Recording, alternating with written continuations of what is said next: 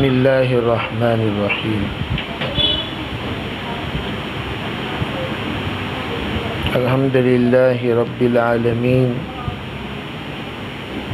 والصلاة والسلام علی سید الانبیاء والمرسلین، محمد وآلہ واصحابہ اجمعین، ومن تبعهم بإحسان إلى يوم الدين۔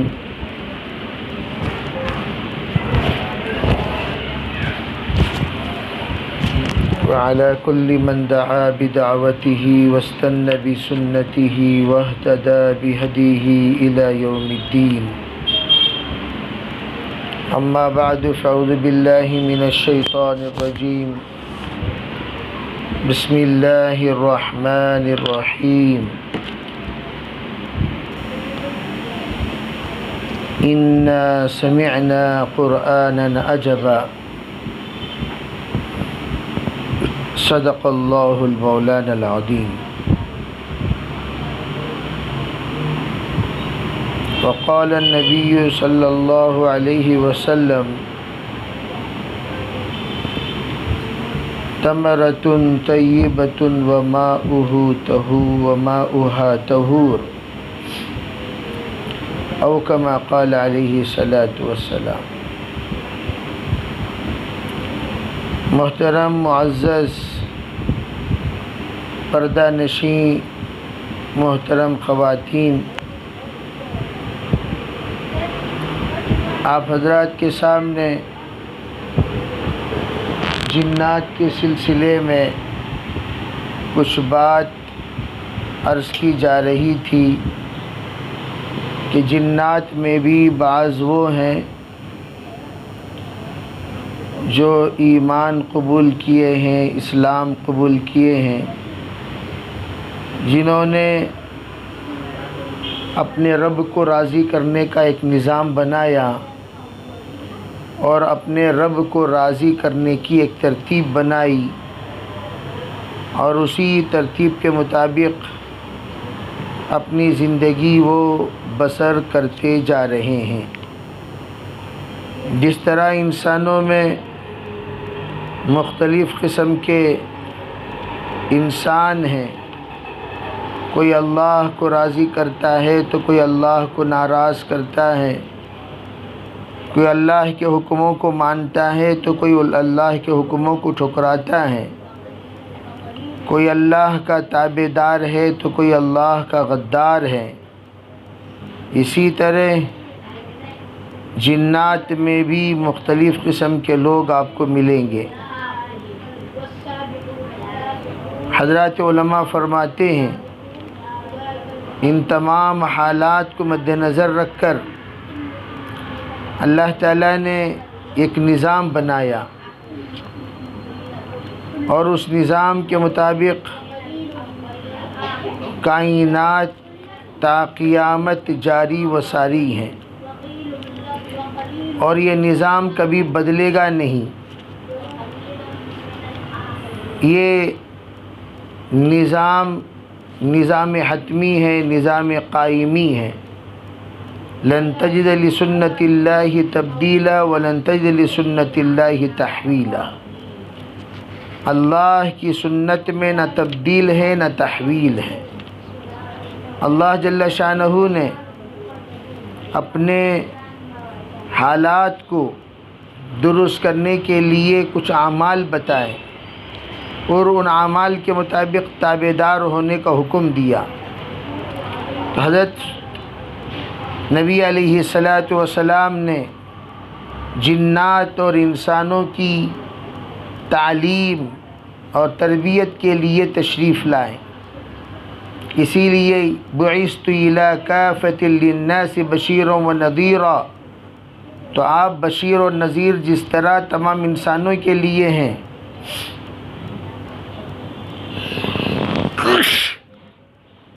الحمدللہ،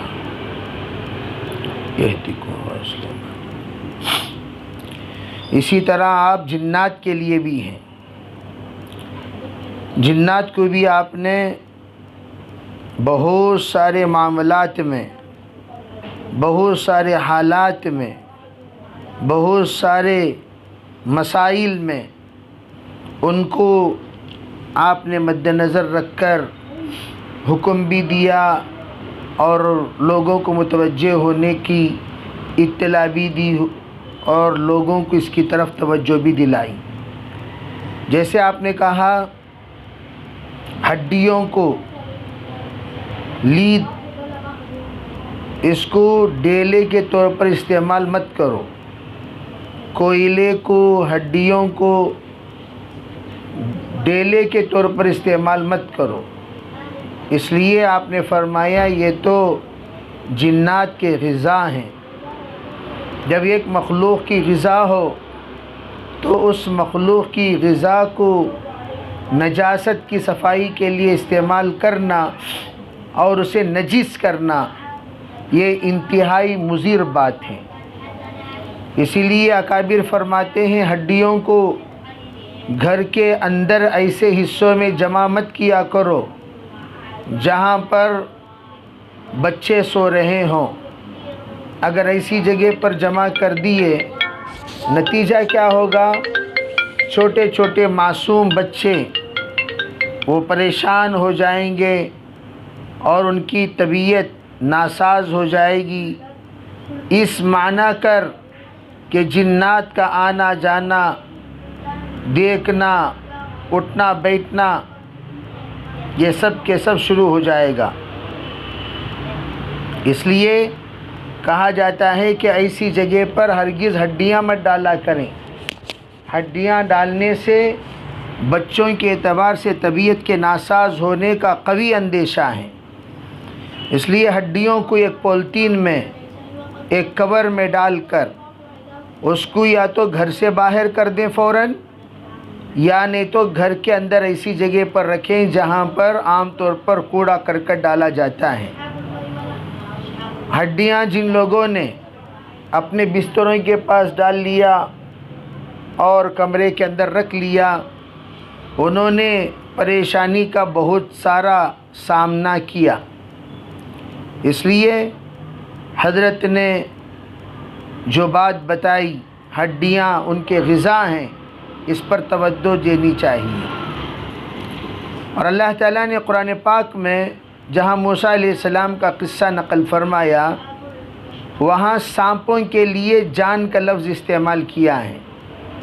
چنانچہ سورہ نمل میں موجود ہے وَأَلْقِ عَصَاكَ، موسیٰ علیہ السلام کو اللہ تعالیٰ نے حکم دیا، اے موسیٰ تم جس وقت آگ لینے کے لیے گئے اور موسیٰ علیہ السلام کو نبوت ملی، اذ قال موسیٰ لأہلہ انی آنست نارا سآتیکم منہا بخبر او آتیکم بشہاب قبس لعلکم تصطلون۔ یہ سورہ نمل کی آیت نمبر 6 ہے۔ اس پر آپ دیکھ سکتے ہیں موسیٰ علیہ السلام نے اپنے اہل سے یوں کہا کہ میں جا رہا ہوں اور میں غور کر رہا ہوں، دیکھ رہا ہوں، وہاں پر ایک آگ نظر آ رہی ہے۔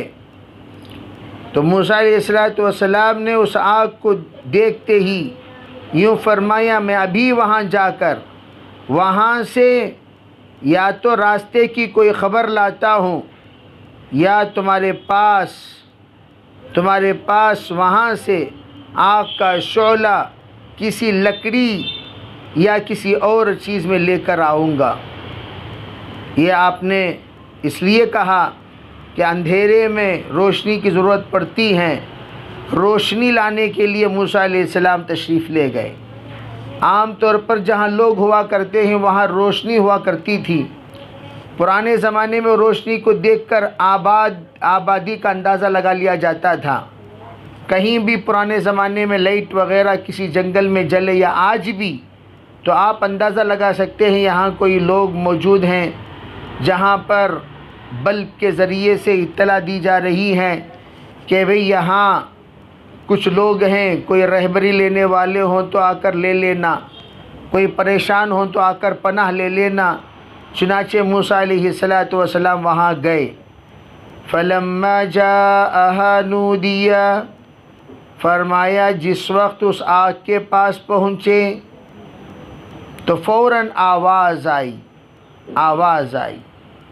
آگ کے پاس پہنچے تو ان کو من جانب اللہ یہ آواز آئی۔ کیا آواز آئی؟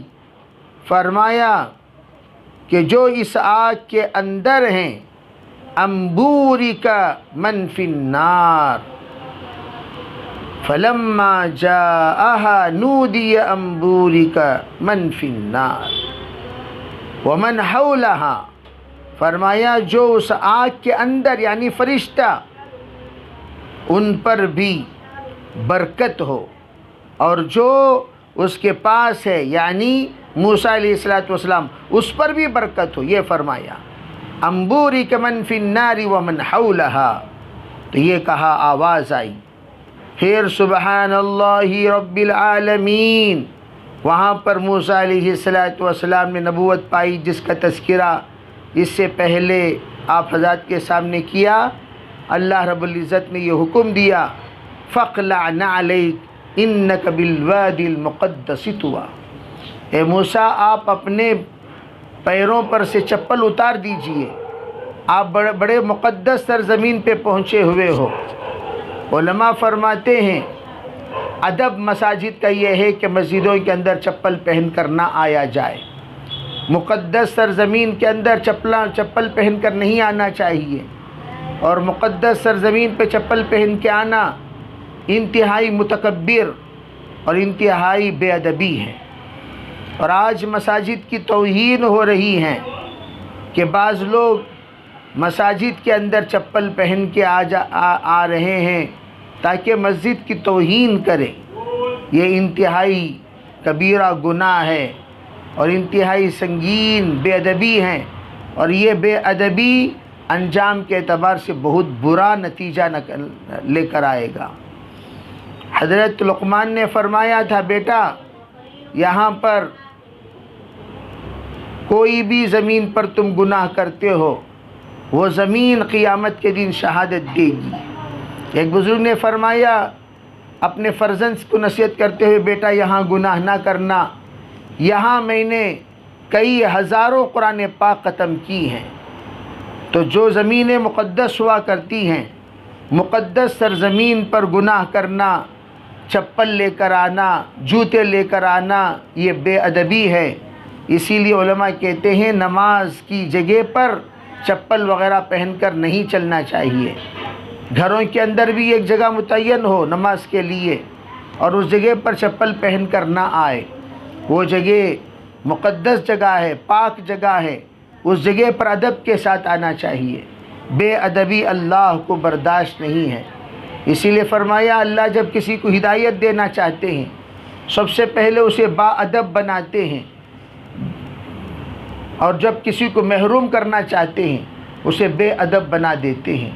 بے ادب محروم گشت از فضل رب، از خدا خواہیم توفیق ادب، ہم اللہ تعالیٰ سے ادب کی توفیق مانگتے ہیں۔ بے ادب ہمیشہ اللہ کے فضل سے محروم ہو جاتا ہے، محروم کر دیا جاتا ہے۔ اس لیے اس بات کو اچھی طریقے سے سمجھ جانی چاہیے کہ ہمیں ادب کے ساتھ اٹھنا بیٹھنا ہے، ادب کے ساتھ چلنا پھرنا ہے، ادب کے ساتھ مقدس سرزمینوں کو اس کام میں لانا ہے۔ اللہ رب العزت نے جب تعارف کرایا اننی انا اللہ لا الہ الا انا فاعبدنی، تو حضرت موسیٰ علیہ السلام سے تعارف جب ہو گیا کہ اللہ ہے جس سے میرا مکالمہ ہو رہا ہے، تو اس کا مطلب یہ ہے کہ مجھے اللہ جل شانہ سے مخاطب ہونے کی سعادت ملی ہے۔ تو اس سعادت کو غنیمت سمجھ کر موسیٰ علیہ السلام نے اس سعادت مندی کا فائدہ اٹھایا۔ فائدہ کس طرح اٹھایا؟ جب موسیٰ دیکھو ہر ہمیشہ ایک بڑے انسان کے پاس کوئی انسان جاتا ہے تو اسے مانوس کرنے کے لیے کچھ نہ کچھ ترکیب اختیار کی جاتی ہے تاکہ اس کے اندر سے ہیبت ختم ہو جائے، انسیت پیدا ہو جائے، جھجک ختم ہو جائے، محبت پیدا ہو جائے۔ اس کے لیے کچھ نہ کوئی شکل اختیار کی جاتی ہیں۔ چنانچہ اللہ نے بھی جیسے بچوں کو آپ قریب کرنا چاہتے ہیں تو آپ کے اوپر بھی یہ لازم ہے کہ آپ بچوں کے لیے کوئی مٹھائی لے کر جائیں، کوئی چاکلیٹ لے کر جائیں، بچوں کو جو پسند ہے وہ لے کر جائیں۔ پھر اس کے بعد کیا ہوگا؟ فرمایا بچے مانوس ہوں گے، مایوس نہیں ہوں گے۔ جب مانوس ہو جائیں گے پھر دھیرے دھیرے قریب آئیں گے، کھیلیں گے آپ سے آپ کے گود میں بیٹھ جائیں گے اور آپ سے دل لگی کریں گے۔ تو یہ اس وقت ہوگا جب آپ مانوس کر لیں۔ اسی طرح جو بھی اجنبی ہوتے ہیں ان کو مانوس کرنے کے لیے کوئی نہ کوئی شکل، کوئی نہ کوئی ترکیب، کوئی نہ کوئی ترتیب اختیار کرنا چاہیے تاکہ ان کے اندر سے نا امیدی امید سے بدل جائے، ان کے اندر ایک ادب آ جائے، قرار آ جائے، بے چینی اور بے قراری نکل جائے۔ اس کے لیے ایک نظام بنانے کو کہا گیا، اسی ترتیب کے ساتھ۔ جیسے عام طور پر لوگ کہتے ہیں نئے شادی کے بعد بھی کہ بیوی اور میاں کے درمیان انسیت نہیں ہے۔ عربی انسیت پیدا کرنے والے کام کرو تو انسیت پیدا ہو جائے گی۔ ماں اور بچے کے درمیان انسیت نہیں، انسیت پیدا کرنے والے کام کرو۔ باپ اور بچے کے درمیان انسیت نہیں، انسیت پیدا کرنے والے کام کرو۔ دوست اور دوست کے درمیان انسیت نہیں، انسیت پیدا کرنے والے کام کرو۔ ساس بہو کے درمیان انسیت نہیں، انسیت پیدا کرنے والے کام کرو۔ یعنی جو کام کے ذریعے سے انسیت اور محبت پیدا ہوتی ہے وہ کام کریں، تو وہ کام انسانوں کے تمام پردے اور رکاوٹوں کو دور کر دیتے ہیں اور اچھے اور بہتر رشتے بنانے کے، بڑھانے کے سبب بنتے ہیں۔ چنانچہ اللہ تعالیٰ، اللہ تو اللہ ہے، اللہ خالق ہے اور بندہ مخلوق ہے۔ مخلوق کو خالق نے انسیت پیدا کرنے کے لیے یہ مکالمہ فرمایا۔ جیسے عام طور پر کوئی لوگ آتے ہیں تو وہ کہتے بھی ہیں بھئی ہم تو آپ سے بات کرنے ڈر رہے تھے، جھجک رہے تھے، یوں کر رہے تھے۔ تو سب سے پہلے اپنا تعارف کرانا اور پھر اس کے بعد کچھ ایسی باتیں کرنا جو ان کے لیول کی ہیں۔ آپ اعلیٰ درجے کے کیوں نہ ہوں، ادنا درجے کی لیول کی بات کرتے کرتے ان سے انسیت پیدا ہو جائے گی، تعلق پیدا ہو جائے گا۔ چنانچہ رب کائنات نے جب اپنا تعارف کرایا، اننی انا اللہ لا الہ الا انا فاعبدنی واقم الصلاۃ لذکری ان الساعۃ آتیۃ اکاد اخفیہا لتجزا کل نفس بما تسعی۔ پھر اس کے بعد اللہ رب العزت نے اپنے بارے میں کچھ پوچھتے ہوئے فلا یصدنک عنہا من لا یؤمن بہا واتبع ہواہ فتردی، یہ آپ نے فرمایا۔ پھر کیا کہا؟ پھر کہا جب انسیت پیدا ہو گئی تو کیا کہا؟ انسیت اور مزید پیدا کرنے کے لیے تعارف ہو گیا تو انسیت پیدا کرنے کے لیے کیا کہا؟ فرمایا وما تلک بیمینک یا موسیٰ۔ اب بیچارہ نیا آیا ہوا ہے، اس کو ہم بڑے باتیں کریں گے پریشان ہو جائے گا۔ ذرا اس سے انسیت، جیسے بعض لوگ آتے ہیں تو ان کی ہم نے کپڑے کی، ارے ماشاءاللہ آپ کو دیکھ کر ہمیں فلاں یاد آ گئے۔ آپ نے یہ جملہ جو ہی کہا ان کے اندر کی دوریاں ختم ہو گئی، ان کے اندر محبت پیدا ہو گئی، انسیت پیدا ہو گئی۔ ارے ماشاءاللہ، ارے بھائی آپ کا لباس بڑا اچھا لگ رہا ہے، کہاں لیا آپ کی ٹوپی بڑی اچھی لگ رہی ہے، آپ کی خوشبو بڑی اچھی لگ رہی ہے۔ ایسی باتیں ہم نے ان سے پوچھی جس سے وہ جو دور تھے وہ قریب ہو گئے۔ اجنبی لوگوں کو قریب کرنے کا ایک ہنر ہوتا ہے، ایک ڈھنگ ہے، ایک ترتیب ہے، ایک ترکیب ہے۔ تو الہی ترتیب کیا اللہ تعالیٰ پوچھ رہے، کیا اللہ کو نہیں معلوم؟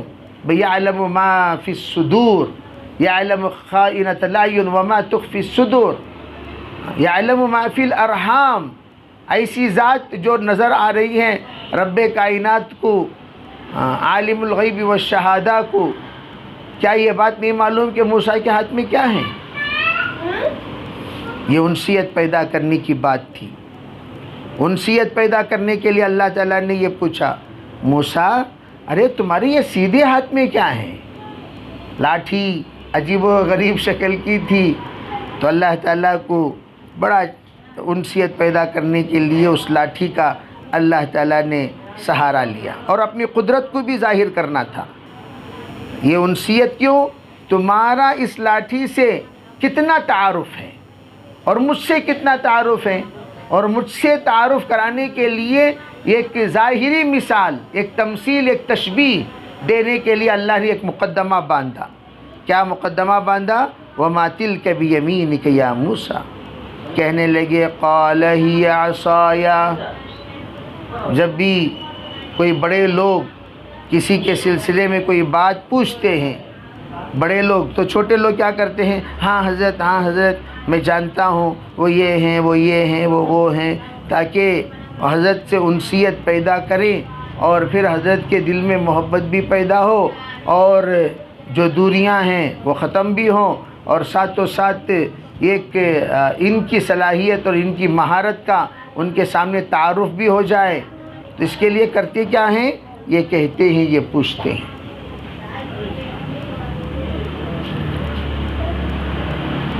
تو انہوں نے کیا جواب دیا؟ قال ہی عصای،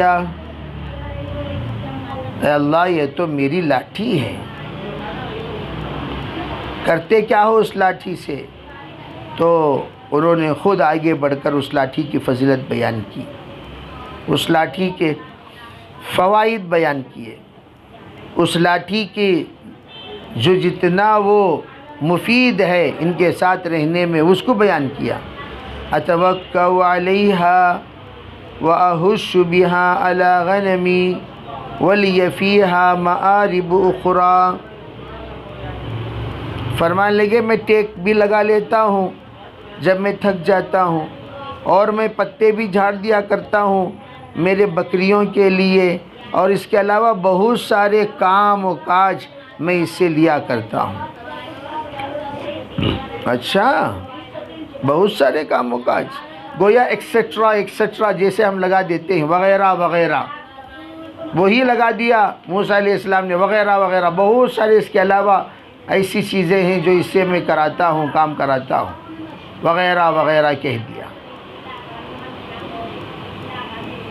پوچھا اچھا ذرا ڈالو تو صحیح، وَأَلْقِیہا یا موسیٰ، موسیٰ ذرا ڈالو تو صحیح، سورہ طٰہٰ میں اس کی تفصیل موجود ہے۔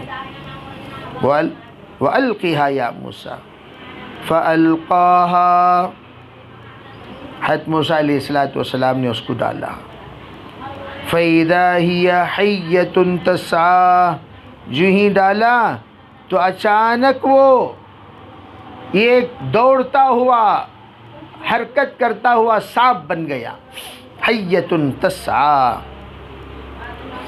اب اللہ تعالیٰ نے اپنی قدرت ظاہر فرمائی، دیکھو نفع کو نقصان والا بنانا اور نقصان کو نفع والا بنانے والی ذات ہماری ہے۔ تم نے جس کے فوائد بیان کیے اسے ہم نے نقصان والا بنا دیا، اور تم نے جس کو نقصان سمجھ رہے ہو اسے فائدہ والا بھی ہم بنا سکتے ہیں۔ تو اس لیے گھبرانا نہیں، جیسے فرعون کو سب نقصان والا سمجھتے تھے، تمہارے لیے ہم فائدے والے نہیں بنائے، تمہارے لیے فرعون نقصان والا تھا لیکن ہم نے فائدہ والا بنا دیا۔ تو اب یہ عقیدہ تمہارے دلوں میں بیٹھ جانا چاہیے، آج تم جو سمجھ رہے ہو فرعون نقصان دینے والا ہے، اسی کو ہم فائدہ دینے والا بھی بنا سکتے ہیں۔ تو آپ کو یہ بات بتانے کے لیے ایک مثال دی کہ یہ جو لاٹھی ہے اس کے فوائد تم نے خود بیان کیے، لیکن یہاں دیکھو کتنا بڑا خطرناک بن گیا۔ فرمایا اب کوئی گھبرانے کی بات نہیں، فَخُذْهَا، پکڑو اس کو، پکڑو۔ حضرت موسیٰ علیہ السلام ڈر رہے تھے اس لیے کہ وہ تو چلاؤ والا ایک سانپ بن چکا تھا اور بہت بڑا، حیۃ تسعیٰ۔ شروع علماء فرماتے ہیں یہ حیۃ، یہ اس وقت میں چھوٹا سا تھا، جب پہلی مرتبہ لاٹھی ڈالے اس وقت چھوٹا سا تھا، اژدہا نہیں بنایا اللہ تعالیٰ نے، چھوٹا بنایا تاکہ ان کے اندر سے گھبراہٹ نکل جائے۔ جتنی لاٹھی تھی اتنی لاٹھی سے بھی چھوٹی یا لاٹھی کے برابر اللہ نے بنا دیا تاکہ زیادہ گھبراہٹ پیدا نہ ہو۔ پھر وہ چلتے چلتے وہ بڑا ہوتا، حالات کے اعتبار سے، تقاضے کے اعتبار سے اس کا سائز بڑا چھوٹا ہوا کرتا تھا۔ جس وقت جادوگروں کے سامنے ڈالا تو وہ اژدہا بن گیا تھا، تو سب کو اپنے اندر لے لیا تھا، تو یہ تقاضے کے اعتبار سے ہوا کرتا تھا۔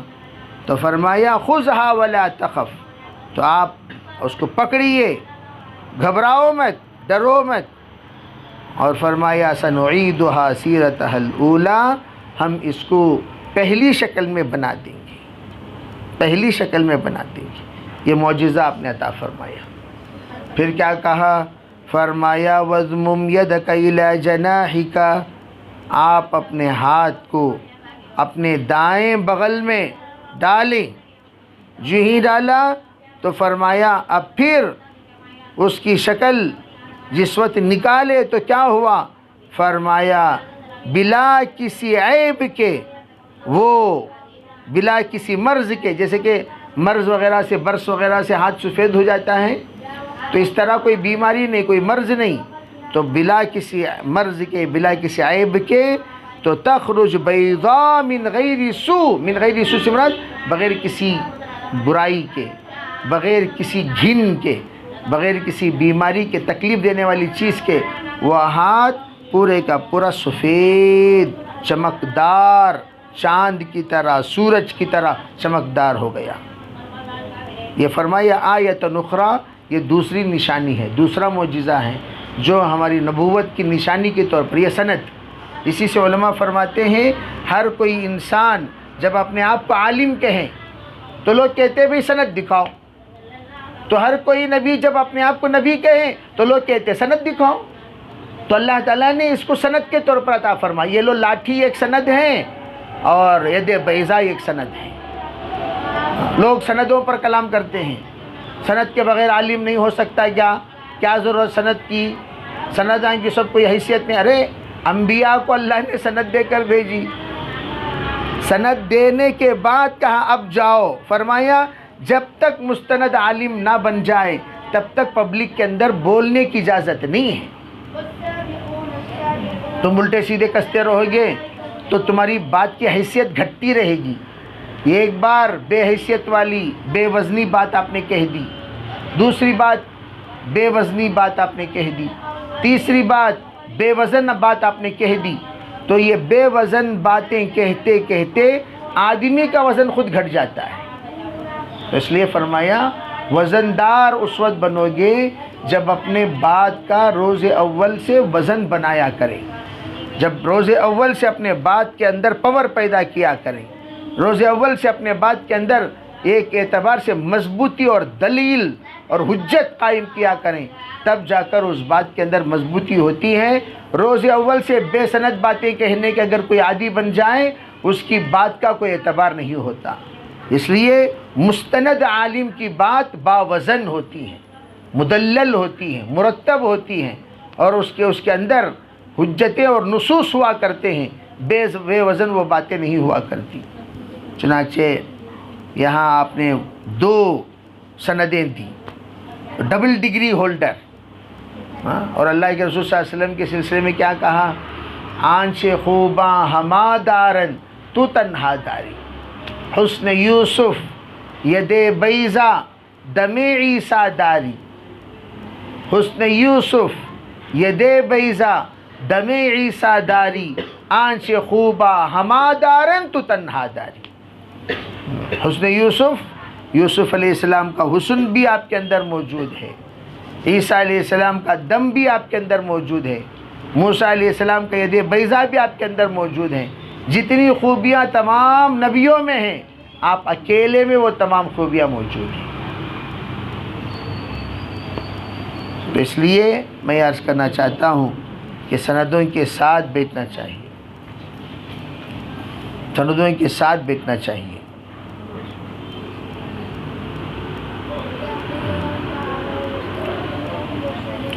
پھر کیا کہا؟ فرمایا یہ کیوں پتہ ہے؟ لِنُرِيَكَ مِنْ آيَاتِنَا الْكُبْرَى، یہ تو ہماری چھوٹی چھوٹی نشانیاں ہیں، گھبراؤ مت، ابھی بڑی بڑی نشانیاں آپ کو ہم بتائیں گے، اپنی قدرت کی بڑی بڑی نشانیاں اور بھی ہم آپ کو بتائیں گے۔ اس لیے اللہ تعالیٰ نے فرمایا آپ یہ دو نشانیاں فی الحال لے کر جائیے، اب دیکھتے رہنا، ابتدائی عشق ہے روتا ہے کیا، آگے آگے دیکھ ہوتا ہے کیا، یہ آگے آگے دیکھ ہوتا ہے کیا؟ اللہ نے فرمایا لِنُرِيَكَ مِنْ آيَاتِنَا الْكُبْرَى۔ اب سند دے دیے، سند دینے کے بعد اب روانگی کی بات ہو گئی، اب ہمت آ گئی، مضبوطی پیدا ہو گئی، حجت ساتھ ہاتھ میں۔ اسی لیے علماء کو فارسی میں آیت اللہ کہتے ہیں، مفتیوں کو حجت اللہ کہتے ہیں، علماء کو آیت اللہ، جیسے آیت اللہ خمینی یا خامنئی جو آیت اللہ، یہ آیت اللہ کیا؟ علماء۔ عالم اگر کوئی ہوتا ہے تو فارسی میں آیت اللہ کہیں گے، اگر مفتی ہوتا ہے تو حجت اللہ کہیں گے۔ اس کی وجہ تسمیہ کیا؟ علماء کہتے ہیں کہ آیات من آیات اللہ، گویا ایک آیت اللہ پاک کی ہمارے درمیان آ رہی ہے، ایک نشانی آ رہی ہے، گویا یہ گفتگو کریں گے، ان کے پاس مستند باتیں ہوں گی، دلائل کے ساتھ، حجت کے ساتھ، قرآن کے ساتھ، حدیث کے ساتھ۔ جب ان کی گفتگو ہوگی، وہ گفتگو کے اندر یہ بڑی مضبوطی پیدا ہوگی۔ تو اس لیے فارسی میں آیت اللہ اور حجت اللہ کہا جاتا ہے عالم اور مفتی کو۔ تو اللہ تعالیٰ فرماتے ہیں جائیے، آپ کو ہم نے مستند بنا دیا، بڑی بڑی نشانیاں دھیرے دھیرے ہم آپ کو بتاتے رہیں گے، قدرتیں بتاتے رہیں گے، قدرتوں کے کرشمے آپ دیکھتے رہیں گے۔